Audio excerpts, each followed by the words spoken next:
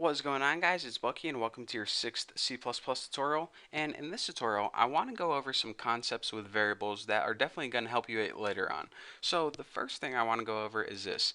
You remember in the last tutorial where I told you guys that there are basically two different ways to create variables. The first way is to create a variable called tuna or something and set it equal to a value like 43 all on one line. Simple enough, easy to understand.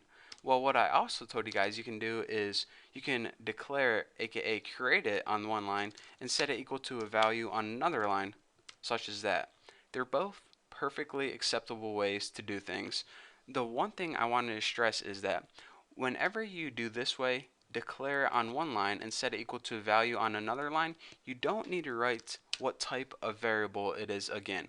Once you give C++ the information of what type of data you're working with, you don't need to list it every time you're working with a variable. C++ will remember that information and it'll keep it. So whenever you're working with tuna later on, you don't need to explicitly write int, and actually you can't, or else it'll give you an error message. So just make sure that, just remember that don't write int twice on the same variable. So aside from that, let me show you guys this. Int tuna equals 99. So later on, and I didn't tell you guys this, but what you can do is if you set tuna equal to something else, like 76, whenever your computer creates a variable, it sets aside a piece of memory to store that value, in this case 99. Well, whenever you use that variable again and set it equal to a new value, what your computer is going to do is it's going to wipe out the old value in order to make room for the new value. So now you said, alright, we have a variable called tuna and that's equal to 99. Well, now we have a variable called tuna and we want to set this equal to 76. Well, alright, so we're going to try to print out tuna, and our computer is going to say, alright, should I print out 99 or 76? Well, since we created one originally that was 99 and then we overrode it to make it 76, it's going to print out 76. So let's go ahead and build and run this and see what we get. 76.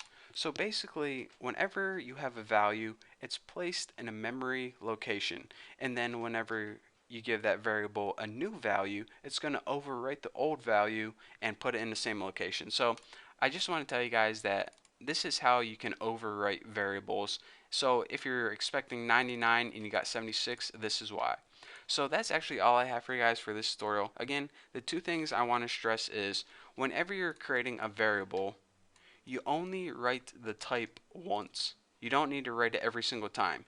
And then whenever you need to reassign a value, you just go ahead and write the variable name and not the type again.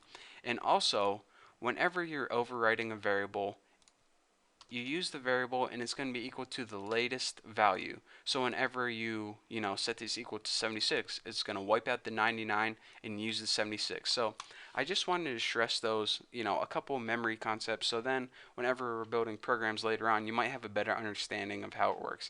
So for now, that's all I have for you guys. In the next tutorial, you know how I said that we're going to be going over arithmetic, like how to add two numbers together? Well, there's actually a bunch of different arithmetic operators that we need to learn, and that's what we're going to be covering in the next tutorial. But for now, thank you guys for watching. Don't forget to subscribe, and I'll see you in the next video.